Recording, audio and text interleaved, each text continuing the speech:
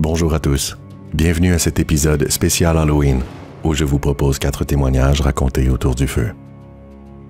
Approchez, installez-vous confortablement et laissez-moi vous raconter.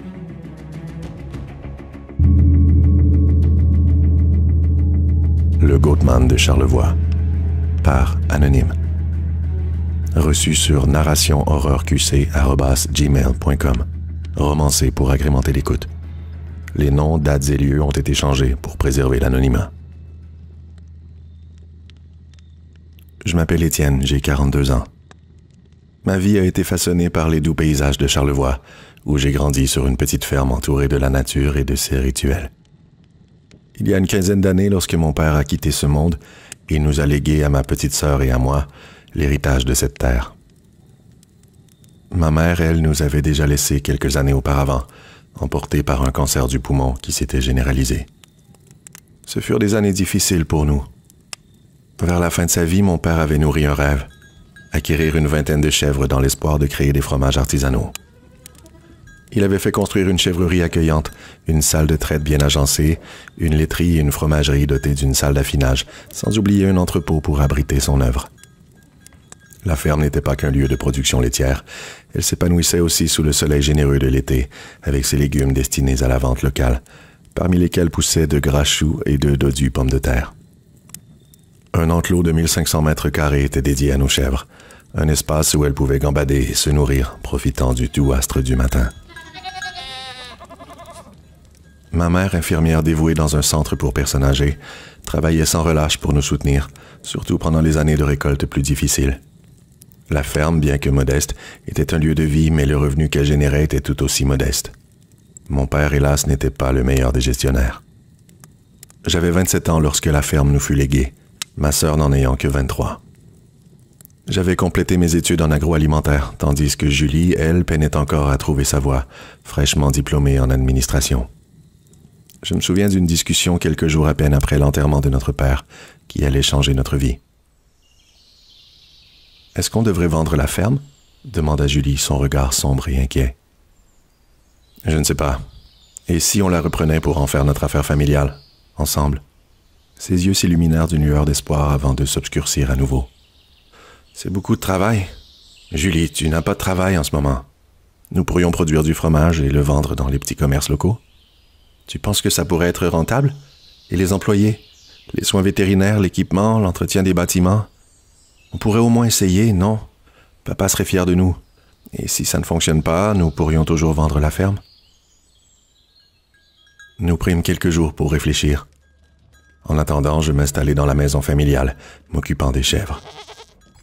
Je savais que le profit facile résultant de la vente de la ferme pouvait séduire ma sœur. S'il refusait ma proposition, je devrais lui racheter sa part, une somme conséquente dont je ne disposais pas.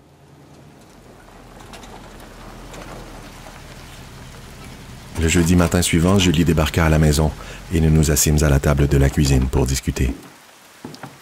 « J'accepte, mais à quelques conditions. »« Je t'écoute, » fis-je, curieux. « D'abord, je veux que nous habitions tous les deux ici. Nous devrons donc diviser la maison en 2 logements. » À l'époque, j'étais célibataire, tandis que Julie avait un conjoint, Carl, agent de la fonte pour la CEPAC et qui travaillait dans les environs. « D'accord, ça peut se faire. Et ensuite? » « Je veux m'occuper de créer une petite boutique pour vendre le fromage. Je prendrai cet aspect et j'aiderai bien sûr pour la fromagerie. Toi, tu pourrais gérer les chèvres et les légumes. Si besoin, nous pourrions engager quelqu'un. »« D'accord. Enfin, si quelque chose ne va pas, nous en parlerons tout de suite. Nous ne devons pas hésiter à vendre la ferme si nécessaire. On sépare les bénéfices. » Marché conclu. Je me levai, l'enlaçant avec émotion les larmes aux yeux.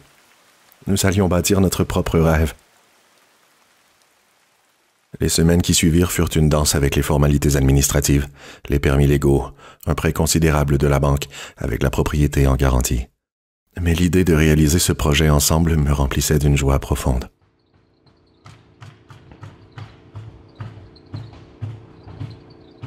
Au début d'octobre 2009, les travaux sur la maison étaient terminés, et elle était maintenant divisée en 2 logements. Carl et Julie s'y installèrent. Nous partagions souvent des repas tissant ensemble de précieux souvenirs. La première année d'opération fut évidemment parsemée d'embûches. Après de nombreux essais et erreurs, nous réussîmes à produire 2 fromages frais, dont un chèvre cendré. Leur popularité explosa, la demande dépassait nos capacités. Nous engageâmes rapidement un employé pour nous prêter main forte. Les profits étaient modestes, mais suffisants pour couvrir nos salaires et les frais essentiels. Grâce à nos fidèles chèvres, nous produisions entre 4 et 8 kilos de fromage par jour, que nous vendions dans une petite boutique aménagée par Julie et dans certaines épiceries locales qui avaient accepté de soutenir notre aventure.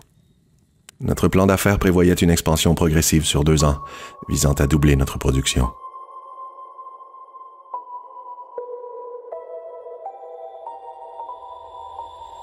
À la fin octobre 2011, nous avons vécu quelque chose de terrifiant. « Hé, Biquette, comment ça va ce matin? » J'aimais toutes nos chèvres, mais Biquette était la plus douce et affectueuse des créatures. Elle m'accueillait toujours avec enthousiasme lorsque je venais pour la traire. Étrangement, elle ne s'entendait pas bien avec les autres chèvres, qui la tenaient souvent à l'écart. Parfois, nous faisions venir un bouc d'un autre éleveur pour la reproduction, mais le pauvre avait toujours du mal à s'approcher d'elle. « C'est vrai que c'est frisquet aujourd'hui. Allez, monte sur la plateforme, ma belle. »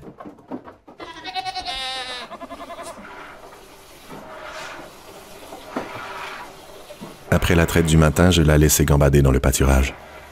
Elle ne semblait pas perturbée par les autres chèvres qui l'ignoraient, s'élançant joyeusement vers l'extrémité de l'enclos. Notre employé, Marc, arriva vers 9 heures, me saluant avec un large sourire alors que je venais de terminer la traite. « Joyeux Halloween, Étienne! »« Hey, merci, Marc! À toi aussi! Des projets pour ce soir? »« Non, pas grand-chose. Juste faire le porte-à-porte avec les enfants puis rester tranquille à la maison. » Ce jour-là, nous nous attelions à la préparation des champs pour l'hiver qui ne tarderait pas à arriver. L'automne avait été plutôt froid jusqu'ici et notre ferme, perchée à bonne altitude, n'échapperait pas aux premières neiges.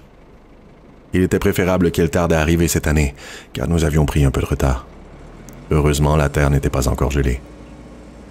Une fois le lait réfrigéré, je m'activai à aider Marc dans les champs.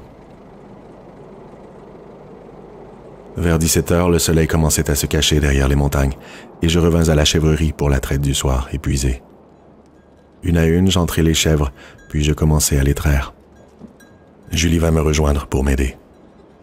Il était environ 19h30 quand nous terminâmes la traite. Julie avait ramené la dernière chèvre dans son box et revint avec un air inquiet. « As-tu vu Biquette? » Je réalisai soudain que non. Je ne l'avais pas vue entrer, et je ne l'avais pas traite. Inquiet, je me levai d'un bond et courus vers l'enclos extérieur. Le crépuscule tissait une toile d'ombre, drapant le paysage d'un lourd silence voilé. J'avais empoigné une lampe torche en sortant de la chèvrerie et je courus vers le pâturage, balayant le faisceau lumineux de tous les côtés. Je criai « Biquette ?» Julie me rejoignit à la course dans ses bottes de caoutchouc, munie d'une lampe frontale, d'un collier et d'une corde en guise de laisse. Elle appela elle aussi « Biquette! Biquette !» Aucune de nos chèvres ne s'était jamais enfuie. Inquiets, nous nous dirigeâmes vers l'endroit où pâturait régulièrement Biquette. Je m'approchai de la clôture, éclairant de l'autre côté. Le faisceau semblait avalé par la noirceur. Une bordure boisée séparait le pâturage d'un des champs de notre voisin, dont les bâtiments étaient situés quelques kilomètres plus loin. De la buée s'échappait de ma bouche tandis que je lâchais un juron. « C'est silencieux. Je n'aime pas ça du tout, » fit Julie. « Ouais, moi non plus. » Un bêlement sinistre provint du boisé. Je retins mon souffle et me tournai vers Julie. Son visage affichait une expression de terreur. Elle aussi l'avait entendu. Récemment, un voisin avait aperçu un coyote rôder près de ses poules. C'est immédiatement ce qui me vint en tête quand un bruit de pas dans les feuilles mortes nous fit sursauter. Figés sur place, nos regards se perdaient dans l'obscurité. Un autre bruissement de feuilles, plus près cette fois. 2 yeux rouges apparurent dans le faisceau de nos lampes. Instinctivement, nous reculâmes de 2 pas. La voix tremblante, j'appelai. « Biquette ?» Une brise glaciale souleva quelques feuilles et fit frémir les branches dénudées. À mes pieds, une touffe de poils blancs que je n'avais pas vus auparavant attira mon attention. Tandis que Julie fixait encore l'endroit où nous avions aperçu les yeux rouges, je me penchai pour examiner les poils. Il y avait du sang. Je me relevai aussitôt et dis « On dégage !» Alors que nous faisions volte-face, Un bêlement affolé retentit. Biquette était là, de l'autre côté de la clôture, ses yeux grands ouverts de terreur. Je n'avais jamais vu un animal aussi paniqué, un regard empreint de pure terreur. « Vite, aide-moi !» Nous courûmes vers la pauvre bête. Je franchis la clôture d'un bond, soulevai Biquette et la passai à Julie par-dessus le fil métallique. À peine ses pattes touchèrent-elles le sol qu'elle s'élança, terrorisée, en direction de la chèvrerie. Julie courait déjà après Biquette, tentant de la rattraper. Lentement, je reculai, la lampe torche braquée vers les ténèbres. Étaient-ce vraiment les yeux de Biquette que nous avions vus plus tôt? Je constatai avec effroi que ma main était couverte de sang. La pauvre bête devait être blessée. Je sortis immédiatement mon téléphone de ma poche et composai le numéro de la vétérinaire. « Salut Étienne, tout va bien? »« Salut Doc. J'ai une chèvre qui semble avoir été attaquée. Elle saigne. Je suis en route pour la chèvrerie après l'avoir récupérée de l'autre côté de la clôture. Tu peux venir ce soir, s'il te plaît? » Il y eut un bref silence. « Oui, je peux être là dans 20 minutes? »« Ah, parfait. Merci beaucoup. À tout de suite, » dis-je en raccrochant. Quelques instants plus tard, je rejoignais Julie dans la chèvrerie. Elle pleurait à côté de Biquette, qui saignait abondamment sur le flanc droit. Une touffe de poil avait été arrachée, révélant ce qui ressemblait à une morsure. « Catherine est en route, » dis-je, encore sous le choc. Julie ne répondit pas. Elle caressait doucement Biquette dans son enclos. La pauvre bête était couchée, haletante. Karl, le conjoint de Julie, fit son apparition à la porte. « Qu'est-ce qui se passe? »« Le souper est prêt si vous... » « Oh !» Il s'arrêta net en voyant la scène. Julie, en larmes, lui raconta ce qui s'était passé. Nous attendîmes la vétérinaire ensemble. Catherine arriva rapidement. Nous avions fait de notre mieux pour contenir l'hémorragie avec des chiffons propres. Il fallut près d'1 heure à Catherine pour nettoyer la plaie, la désinfecter, suturer et appliquer des pansements. Elle administra également des antibiotiques, des antidouleurs et un vaccin préventif contre la rage. « Biquette a eu beaucoup de chance, » dit-elle. « Mais il faudra la surveiller cette nuit et les nuits suivantes. » Avant de partir, Catherine nous fit une révélation troublante. Elle expliqua que la blessure ressemblait à une morsure, mais pas celle d'un coyote. La forme de la plaie lui faisait plutôt penser à une dentition humaine, ce qui n'avait aucun sens. « Ne vous en faites pas, j'ai probablement tort. J'ai pris des photos et je vais les montrer à un collègue, il pourra peut-être nous éclairer. » Elle glissa son appareil photo dans sa poche avant de partir en me tapotant l'épaule pour me réconforter. Nous restâmes tous silencieux, inquiets. Cette nuit-là, mes rêves furent tentés de créatures aux yeux rouges qui brillaient dans l'obscurité. Le lendemain, la neige recouvrit brièvement les champs. Biquette restait à l'abri dans la chèvrerie, tandis que les autres chèvres profitaient de l'air matinal au dehors. Catherine était revenue souvent, puis les visites s'espacèrent au fil du temps. C'est précisément au 14e jour suivant l'incident que les choses prirent une étrange tournure. J'étais en train de traire Abby, la voisine de boxe de Biquette. Elle semblait agitée ce matin-là. D'un geste habitué, je l'attachai délicatement, sans forcer, juste pour qu'elle ne bouge pas trop pendant la traite. Pour la chèvre, la traite doit être une activité plaisante, voire relaxante. Elle doit donc être détendue et coopérative. Mais Abby se mit à s'agiter follement, donnant des coups de patte dans toutes les directions et oscillant du chef avec force. Je reculai aussitôt. « Oh, du calme, Abby !» Je m'approchai, passant la main sur son cou et ses flancs pour la calmer.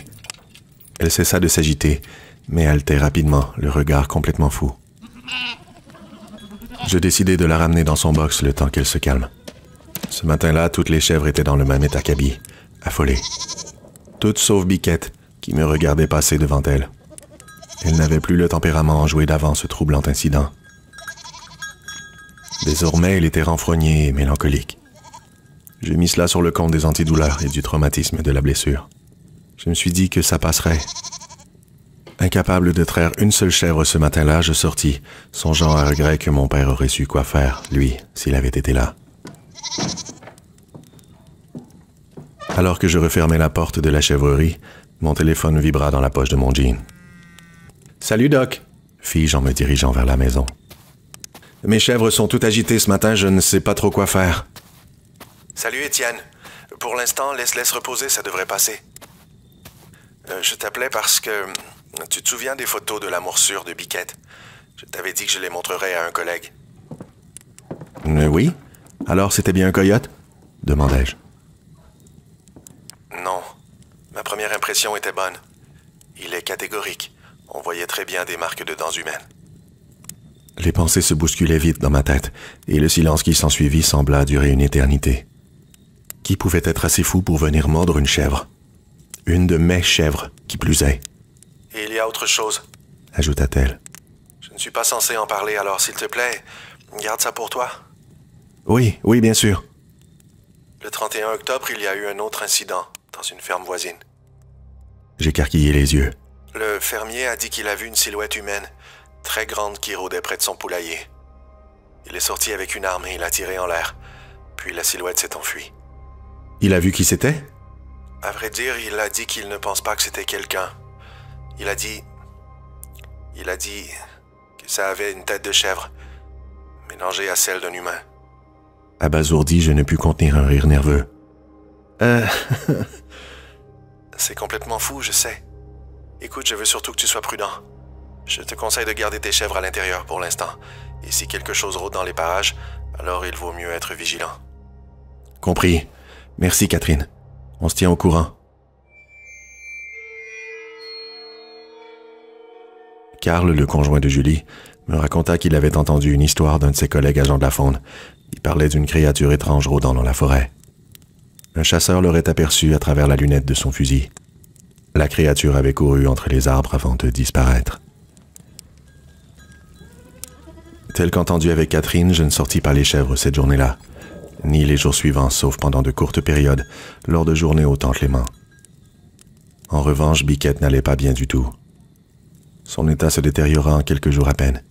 Elle émettait de longs gémissements toute la journée, ce qui créa du stress chez les autres chèvres. Catherine revint souvent, mais aucun des traitements qu'elle tenta ne s'avéra efficace, et l'analyse sanguine ne révéla rien d'anormal. La vétérinaire s'assura que tous les organes de Biquette fonctionnaient normalement, mais elle finit par admettre qu'elle ne comprenait pas. Elle avait exploré toutes les options, mais c'était peine perdue. Pendant ce temps, la facture ne cessait de gonfler. Catherine est notre amie, mais ses services ne sont pas gratuits. Et la production prenait du retard à cause des traites manquées, dû à l'état d'affolement des bêtes. Elle me suggéra d'apaiser les souffrances de Biquette en mettant fin à ses jours. Elle doutait que la pauvre bête puisse se remettre rapidement, et des examens plus approfondis coûteraient une petite fortune, en plus d'un éventuel traitement dont les résultats n'étaient pas garantis.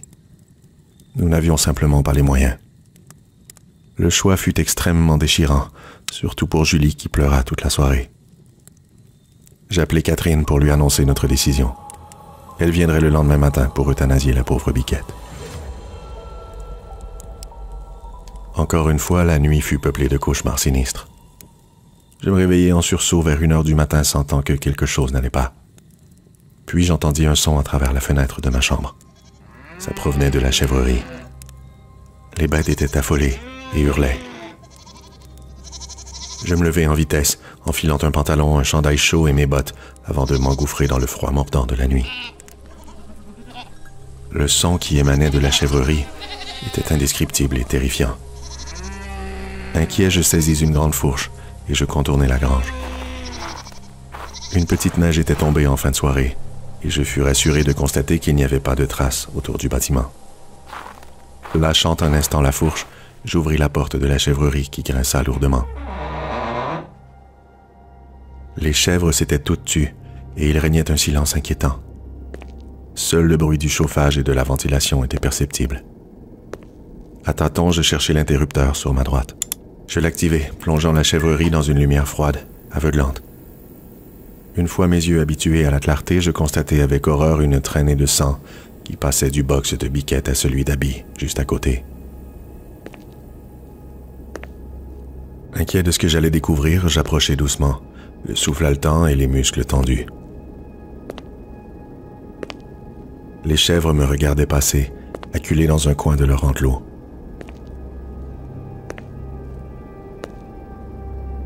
Abby gisait étendue sur le sol. Elle avait été mordue à la jugulaire et s'était vidée de son sang qui peignait de rouge la quasi-totalité du plancher du box. Je déglutis, puis je fis 3 pas supplémentaires pour regarder dans l'enclos de Biquette.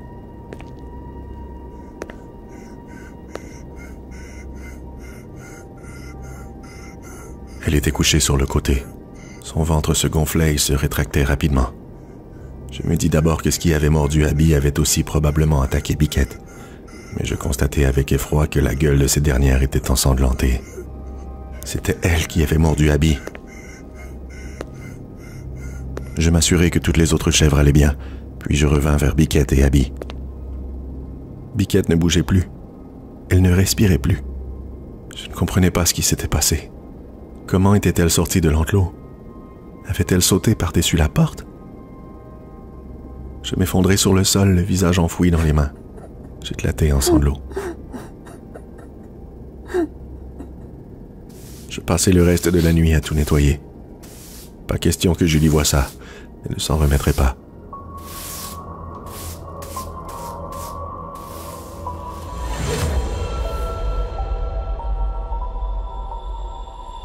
Aussitôt les cadavres d'Abby et de Biquette sortis de la chèvrerie, les bêtes retrouvèrent leur état habituel. Elles étaient même plus calmes, joyeuses. La traite reprit, et avec elle, la production de fromage. Pendant les fêtes cette année-là, j'ai invité Catherine à sortir, et depuis, nous sommes inséparables. Au printemps 2015, Julie et Carl eurent un enfant et le temps manquait cruellement à ma sœur pour m'aider à la ferme. À l'été 2015, Catherine m'annonça qu'elle était enceinte à son tour et que nous attendions un petit garçon. Donc en septembre 2015, quand nous reçûmes une très généreuse offre financière pour acheter la ferme, nous ne pûmes refuser. Je travaille maintenant pour une fromagerie dans la région de Charlevoix. Ça n'a rien à voir avec notre petite chèvrerie, mais ça me va. J'aime le contact avec les animaux. Une fois les dettes de l'entreprise payées, il nous est resté une coquette somme que l'on s'est séparée avec Julie et qui nous a chacun permis de mettre une bonne mise de fonds sur nos maisons respectives. Jamais depuis l'incident d'Halloween 2011, je n'ai de nouveau entendu parler de quelque chose de similaire dans la région. À vrai dire, personne n'en a jamais plus parlé.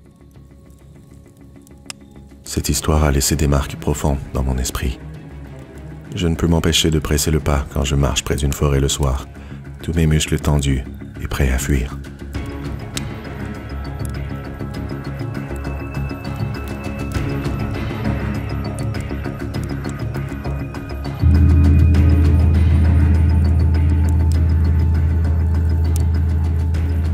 Coïncidence par Histoire Horreur Québec. J'ai rencontré mon ami Philippe alors que nous avions seulement 5 ans. Ses parents habitaient tout près dans une rue voisine de la mienne.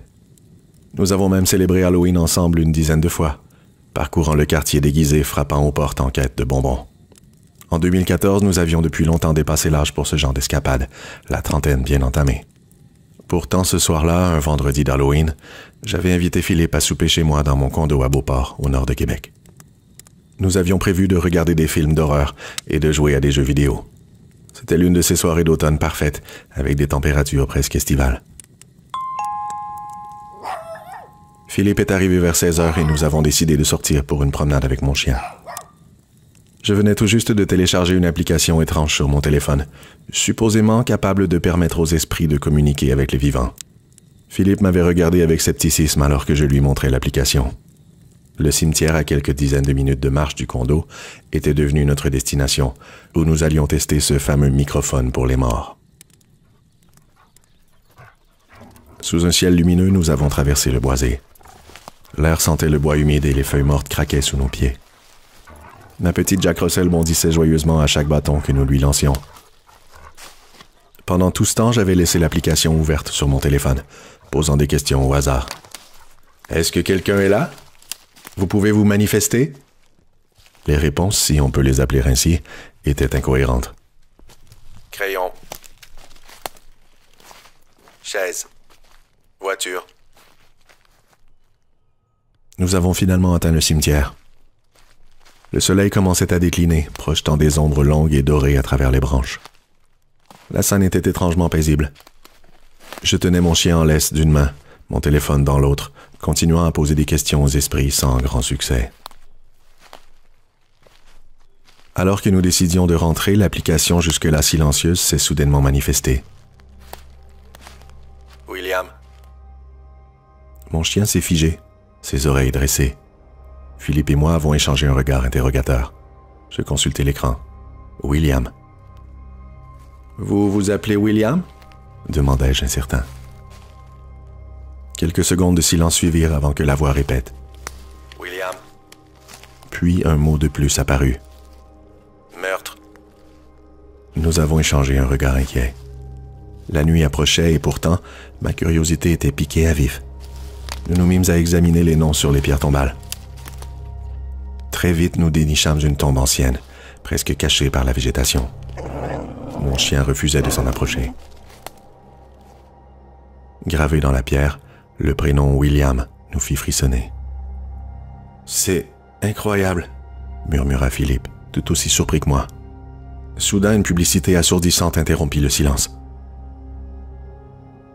Je roulai des yeux agacés et une fois la publicité terminée, je posai la question, celle qui me brûlait les lèvres. « Avez-vous été victime d'un meurtre, William? » Un moment passa, puis l'écran de mon téléphone s'anima à nouveau. Un mot. « Danger. » Philippe me lança un regard plein de nervosité. « Quoi? Danger? » Nous étions sceptiques, certes, mais l'atmosphère autour de nous semblait tout à coup menaçante. Des enfants déguisés passèrent non loin, nous faisant sursauter. Nous restions immobiles tandis qu'ils déambulaient au-delà de la clôture du cimetière, à environ 200 mètres.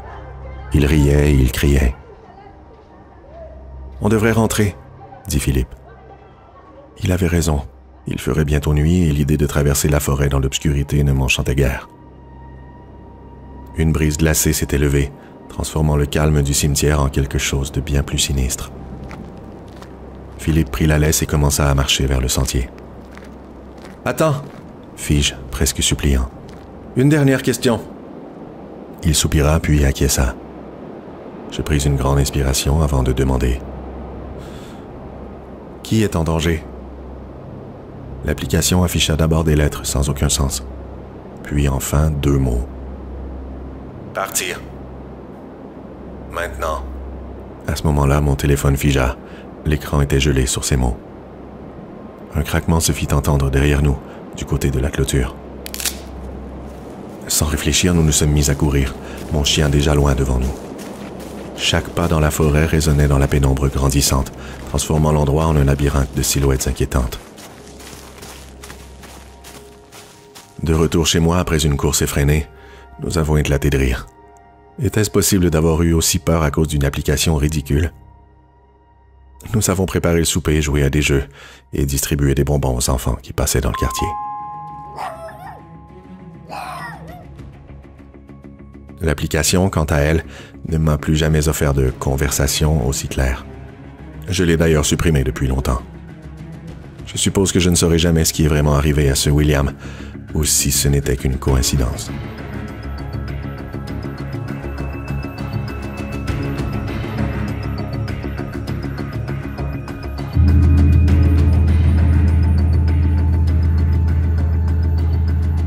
Une nuit d'Halloween paranormale, par Harlow 1918.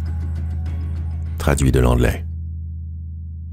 C'était en 1983, lors de ma 2e année du secondaire, que je vécus cette expérience étrange. Ce souvenir m'accompagne encore, bien qu'il soit teinté par le flou du temps.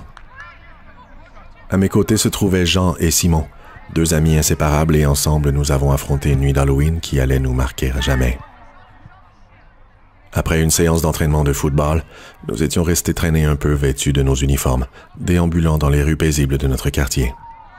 Âgés de 13 ou 14 ans, nous étions à cet âge charnière où l'on se sent trop vieux pour se déguiser, mais encore assez jeunes pour vouloir des bonbons gratuits. À défaut de mieux, nous frappions aux portes, arborant fièrement nos tenues de footballeurs comme costumes improvisés. Jean, avec ses longs cheveux désinvoltes et son air insouciant, captait l'attention des filles. Il vivait sans beaucoup de supervision et portait un blouson en cuir qui accentuait davantage son allure de rebelle. Simon et moi venions de foyers plus classiques, avec des règles bien définies et des attentes scolaires. Jean, lui, semblait évoluer dans un monde à part, fumant chez lui sans la moindre réprimande, un leader naturel que nous suivions sans poser de questions. C'était l'époque où le heavy metal occupait toutes nos pensées. Black Sabbath, Iron Maiden, Ozzy Osbourne et Alice Cooper étaient nos idoles. Leurs références occultes nous fascinaient, nous donnant l'impression d'appartenir à un univers plus sombre, plus profond.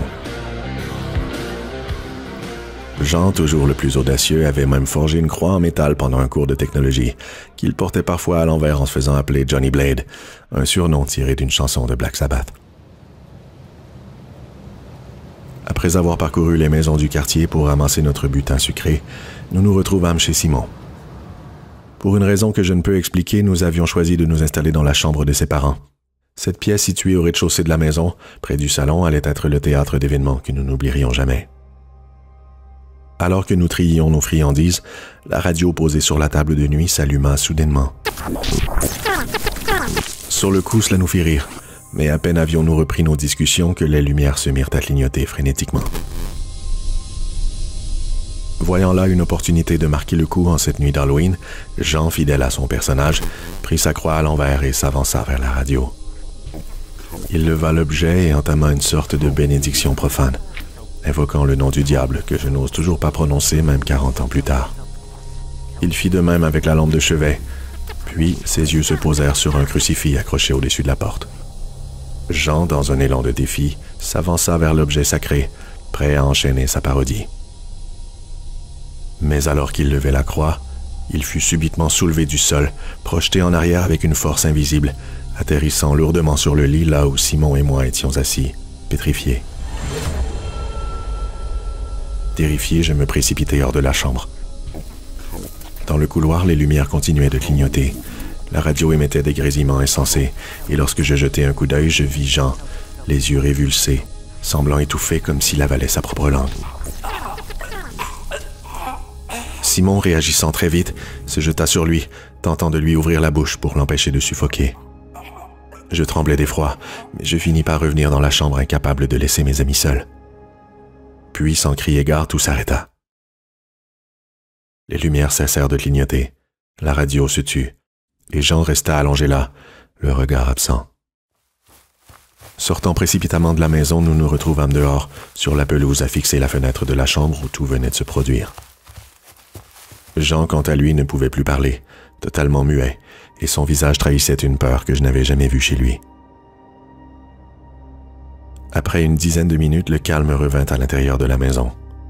Mais Jean, toujours silencieux et secoué, semblait en état de choc. Simon, inquiet des réactions de ses parents, appela la mère de Jean pour qu'elle vienne le chercher. Lorsqu'elle arriva, je me souviens du visage de Jean dans la voiture. Il évitait nos regards, comme s'il ne voulait plus jamais évoquer ce qui s'était passé. Cette nuit-là, j'ai pleuré dans mon lit, incapable de trouver le sommeil, hanté par ce que nous avions vécu. Le lendemain matin, je retrouvai Jean à l'école, et je pus lire dans ses yeux qu'il ne souhaitait pas en reparler. Essayant de détendre l'atmosphère, je lui demandai en plaisantant s'il pouvait désormais accomplir d'autres exploits, comme incendier la voiture de notre coach de football. Il rit doucement, et je sentis un poids s'alléger sur nos épaules, même si l'événement laissait encore son empreinte. Quelques semaines plus tard, Jean fut renvoyé de l'équipe pour une raison que j'ai oubliée. Nos chemins se séparèrent au fil du temps, comme cela arrive souvent avec les amitiés d'enfance. Simon et moi restâmes proches quelques années, mais nous prîmes aussi des directions différentes. Nous n'avons jamais reparlé de cette nuit-là, du moins pas tous les trois ensemble. J'ai raconté mon histoire à quelques personnes, mais la plupart restaient sceptiques, la jugeant trop fantastique pour être vraie. Jean, avec son rôle de Johnny Blade, ajoutait à cette impression d'invention. J'ai donc appris à garder ce souvenir pour moi, ne le partageant qu'avec ma femme et quelques autres personnes au fil des ans. Je n'ai jamais vécu d'autres événements paranormaux depuis, et à bien y penser, je ne sais même pas si ce que nous avons vécu cette nuit-là relevait vraiment du paranormal, ou s'il s'agissait d'une expérience spirituelle qui échappe encore à mon entendement.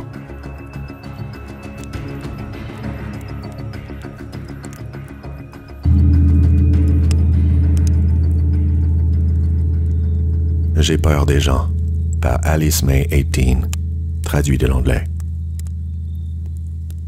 Je suis une femme de 26 ans et cette histoire remonte à une dizaine d'années, mais je m'en souviens comme si c'était hier. Quelques précisions d'abord. À l'âge de 13 ans, je mesurais déjà 1,78 m et on me prenait souvent pour une adolescente d'au moins 16 ans. À l'époque, je vivais avec mon oncle, que nous appellerons Jacques, sa femme, leurs 2 filles ainsi que ma grand-mère.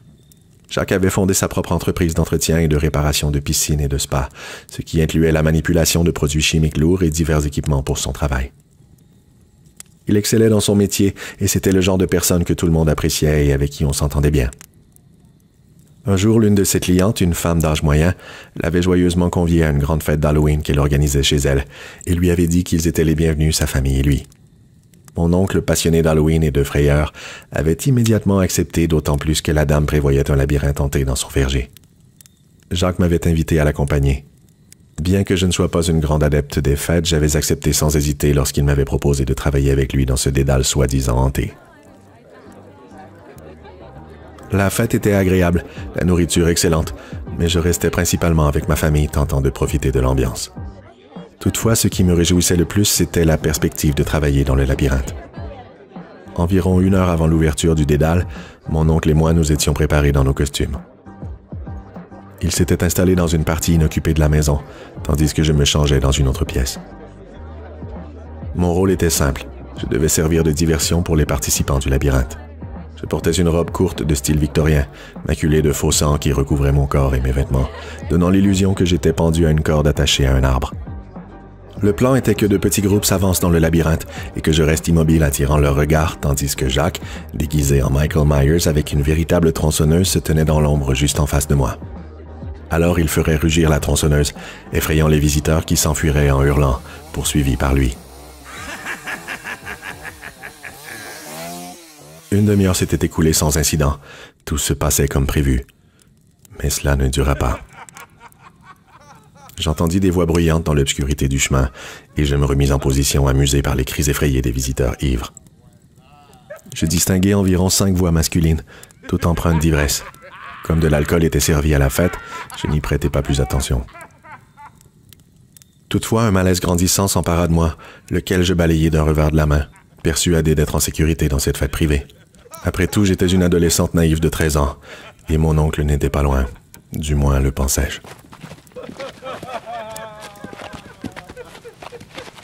Hey, regardez ça! Lança l'un des hommes, suivi par des rires et des sifflements. Mais c'est qu'elle est mignonne! Je sentis mon souffle se figer dans ma poitrine, et mon malaise revint en force. J'étais la seule visible. Je compris donc immédiatement qu'il parlait de moi. Je tentais de regarder dans l'obscurité, mais un projecteur braqué à mes pieds m'empêchait de distinguer quoi que ce soit. Ce n'est qu'à une quinzaine de mètres que je vis enfin les silhouettes des hommes. Elle l'est vraiment, renchérit un autre en s'approchant. À ce moment-là, la peur m'avait complètement paralysé. Bien que plus grande que la plupart des filles de mon âge, je restais une enfant, et tous ces hommes étaient soit de ma taille, soit plus grands. Je n'avais aucune chance de les repousser ou de fuir.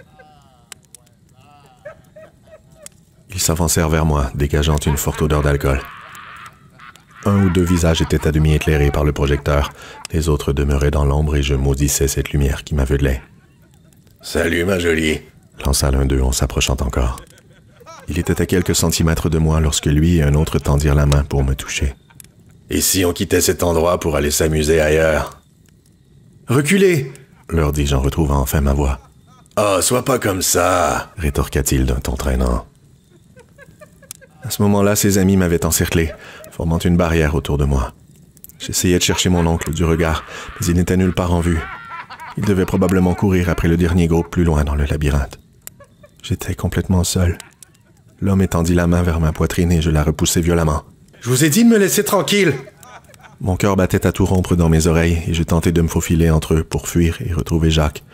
Mais leur corps formait un mur infranchissable. « Qu'est-ce qui se passe? On n'est pas assez bien pour toi? » s'exclama l'un des hommes en me saisissant le bras. Je luttais contre son emprise, prêt à crier de toutes mes forces, espérant que quelqu'un comprendrait que j'étais en danger et non pas une simple victime du labyrinthe hanté.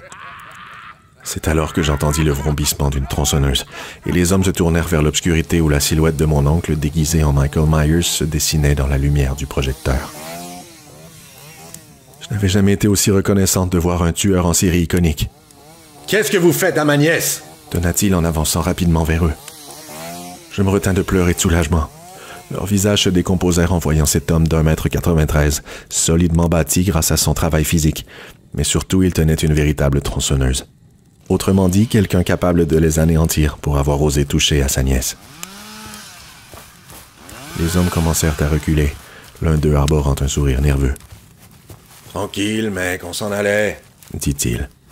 Le type qui m'avait touché se tourna vers moi, un sourire inquiétant sur les lèvres. « À plus, ma jolie », murmura-t-il en effleurant mon ventre du bout des doigts. Je restai figé, un frisson glacé parcourant mon corps tandis qu'ils s'enfuyaient à toute allure, mon oncle les injuriant et menaçant d'appeler la police. Il aurait probablement couru après eux et fait quelque chose de radical si je ne m'étais pas précipité dans ses bras en éclatant en sanglots. Je tremblais de tout mon être alors que l'adrénaline retombait. Je me souviens qu'il m'avait serré dans ses bras avant de sortir son téléphone pour appeler ma grand-mère. Elle arriva rapidement et tous trois nous allâmes vers l'hôtesse pour lui raconter ce qui s'était passé. Malheureusement, je ne suis parvenu qu'à donner de vagues descriptions des hommes, la plupart étant restés dans l'ombre. Si elle a tenté quelque chose, je n'en ai jamais entendu parler. Encore aujourd'hui, je ne peux m'empêcher de penser à ce qui aurait pu m'arriver si Jacques n'était pas intervenu à ce moment-là. Depuis, la dame a organisé d'autres fêtes d'Halloween et je continue de travailler dans le labyrinthe hanté, mais je ne suis plus jamais en pleine vue. Désormais, je participe activement à effrayer les visiteurs et depuis, je n'ai jamais été importuné de nouveau. Surtout depuis que j'ai découvert ma véritable arme de terreur, ramper vers les gens comme la créature de The Grudge à une vitesse fulgurante. Ainsi, j'ai 3 conseils à donner à quiconque travaille dans une attraction hantée. 1. Le fait de travailler dans une attraction effrayante ne rend pas automatiquement tous les visiteurs inoffensifs. 2. Ne laissez jamais votre garde baissée, même dans une fête privée. Et 3. La plupart des prédateurs ivres craignent les tronçonneuses.